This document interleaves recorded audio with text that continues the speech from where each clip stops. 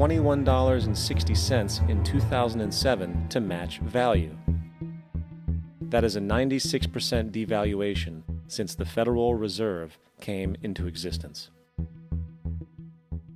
Now, if this reality of inherent and perpetual inflation seems absurd and economically self-defeating, hold that thought, for absurdity is an understatement in regard to how our financial system really operates. For in our financial system, money is debt, and debt is money. Here is a chart of the U.S. money supply from 1950 to 2006. Here is a chart of the U.S. national debt for the same period. How interesting it is that the trends are virtually the same. For the more money there is, the more debt there is. The more debt there is, the more money there is. To put it a different way, every single dollar in your wallet is owed to somebody by somebody. For remember, the only way the money can come into existence is from loans. Therefore, if everyone in the country were able to pay off all debts, including the government, there would not be $1 in circulation.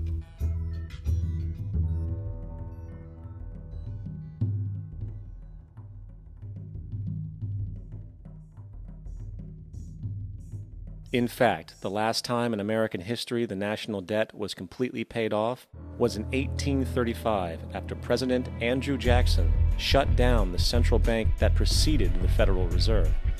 In fact, Jackson's entire political platform essentially revolved around his commitment to shut down the central bank, stating at one point, "The bold efforts the present bank has made to control the government are but premonitions of the fate that awaits the American people, should they be deluded into a perpetuation of this institution or the establishment of another like it." Unfortunately, his message was short-lived, and the international bankers succeeded to install another central bank in 1913, the Federal Reserve. And as long as this institution exists, perpetual debt is guaranteed. Now, so far we have discussed the reality that money is created out of debt, through loans.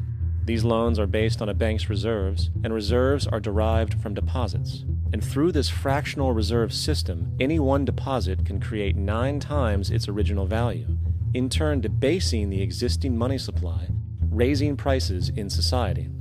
And since all this money is created out of debt and circulated randomly through commerce, people become detached from their original debt, and a disequilibrium exists, where people are forced to compete for labor in order to pool enough money out of the money supply to cover their costs of living. As dysfunctional and backwards as all of this might seem, there is still one thing we have omitted from this equation.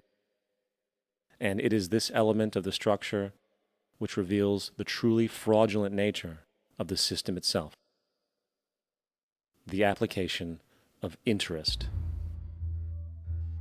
When the government borrows money from the Fed, or when a person borrows money from a bank, it almost always has to be paid back with accrued interest. In other words, almost every single dollar that exists must be eventually returned to a bank with interest paid as well. But if all money is borrowed from the central bank and is expanded by commercial banks through loans, only what would be referred to as the principal is being created in the money supply. So then, where is the money to cover all of the interest that is charged? Nowhere. It doesn't exist. The ramifications of this are staggering, for the amount of money owed back to the banks will always exceed the amount of money that is available in circulation. This is why inflation is a constant in the economy, for new money is always needed to help cover the perpetual deficit built into the system, caused by the need to pay the interest. What this also means is that mathematically, defaults and bankruptcy are literally built into the system, and there will always be poor pockets of society that get the short end of the stick. An analogy would be a game of musical chairs, for once the music stops, somebody is left out to dry. And that's the point. It invariably transfers true wealth from the individual to the banks. For if you are unable to pay for your mortgage, they will take your property, This is particularly enraging when you realize that not only is such a default inevitable due to the fractional reserve practice, but also because of the fact that the money that the bank loaned to you didn't even legally exist in the first place. In 1969, there was a Minnesota court case involving a man named Jerome Daly, who was challenging the foreclosure of his home by the bank which provided the loan to purchase it. His argument was that the mortgage contract required both parties, being he and the bank, each put up a legitimate form of property for the exchange. In legal language, this is called consideration.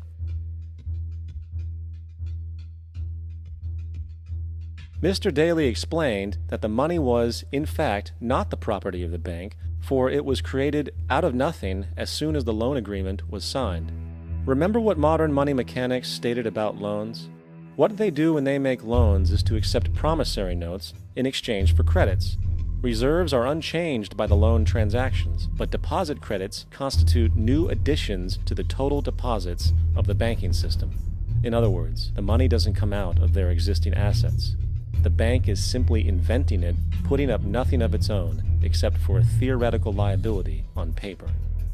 As the court case progressed, the bank's president, Mr. Morgan, took the stand, and in the judge's personal memorandum, he recalled that the plaintiff, bank's president, admitted that, in combination with the Federal Reserve Bank, did create the money and credit upon its books by bookkeeping entry. The money and credit first came into existence when they created it. Mr. Morgan admitted that no United States law or statute existed which gave him the right to do this. A lawful consideration must exist and be tendered to support the note. The jury found that there was no lawful consideration, and I agree. He also poetically added, "Only God can create something of value out of nothing." And upon this revelation, the court rejected the bank's claim for foreclosure, and Daly kept his home. The implications of this court decision are immense. For every time you borrow money from a bank, whether it is a mortgage loan or a credit card charge, the money given to you is not only counterfeit, it is an illegitimate form of consideration, and hence voids the contract to repay, for the bank never had the money as property to begin with. Unfortunately, such legal realizations are suppressed and ignored, and the game of perpetual wealth transfer and perpetual debt continues. And this brings us to the ultimate question: why? During the American Civil War, President Lincoln bypassed the high-interest loans offered by the European banks and decided to do what the Founding Fathers advocated, which was to create an independent and inherently debt-free currency. It was called the greenback. Shortly after this measure was taken, an internal document circulated between private British and American banking interests stated, "Slavery is but the owning of labor and carries with it the care of laborers, while the European plan is that capital shall control labor by controlling wages. This can be done by controlling the money. It will not do to allow the greenback, as we cannot control that." The fractional reserve policy perpetrated by the Federal Reserve, which has spread in practice to the great majority of banks in the world, is, in fact, a system of modern slavery. Think about it. Money is created out of debt. And what do people do when they are in debt? They submit to employment to pay it off. But if money can only be created out of loans, how can society ever be debt-free? It can't. And that's the point. And it is the fear of losing assets coupled with the struggle to keep up with the perpetual debt and inflation inherent in the system, compounded by the inescapable scarcity within the money supply itself, created by the interest that can never be repaid, that keeps the wage slave in line, running on the hamster wheel with millions of others, in effect powering an empire that truly benefits only the elite at the top of the pyramid.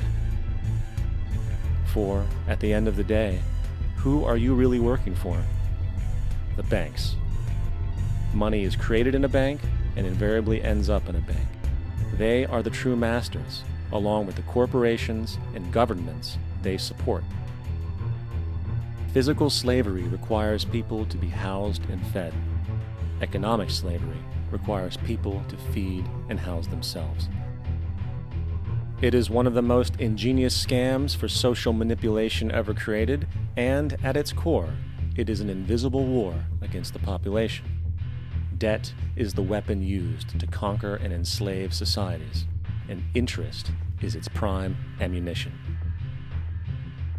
And as the majority walks around oblivious to this reality, the banks, in collusion with governments and corporations, continue to perfect and expand their tactics of economic warfare, spawning new bases, such as the World Bank and International Monetary Fund, while also inventing a new type of soldier, the birth of the economic hitman.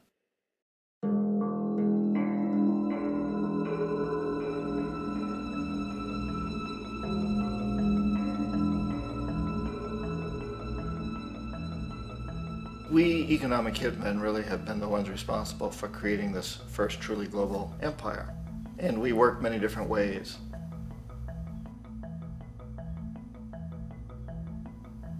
But perhaps the most common is that we will identify a country that has resources our corporations covet, like oil, and then arrange a huge loan to that country from the World Bank or one of its sister organizations.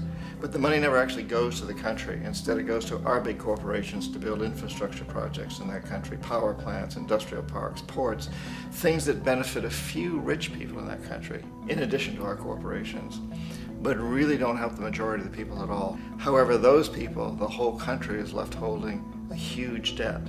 It's such a big debt they can't repay it, and that's part of the plan, that they can't repay it. And so at some point, we economic hitmen go back to them and say, listen, you owe us a lot of money, can't pay your debt, so sell your oil real cheap to our oil companies. Allow us to build a military base in your country, or send troops in support of ours to someplace in the world like Iraq, or vote with us on the next UN vote. To have their electric utility company privatized and their water and sewage system privatized and sold to U.S. corporations or other multinational corporations.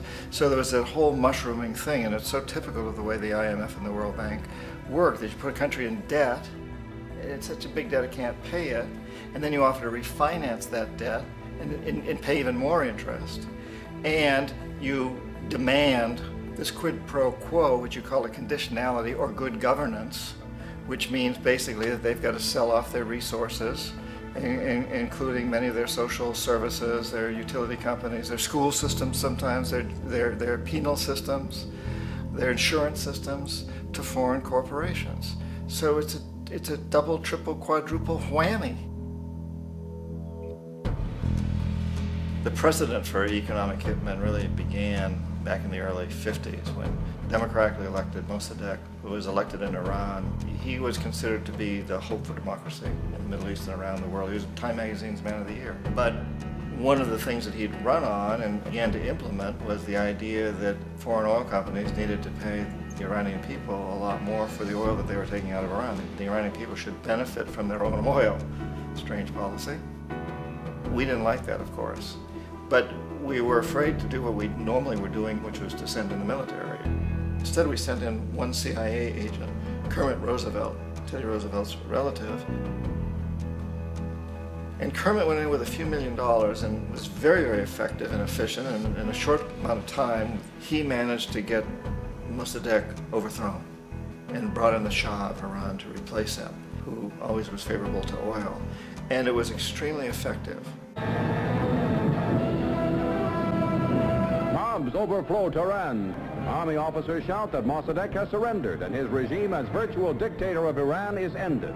Pictures of the Shah are paraded through the streets as sentiment reverses.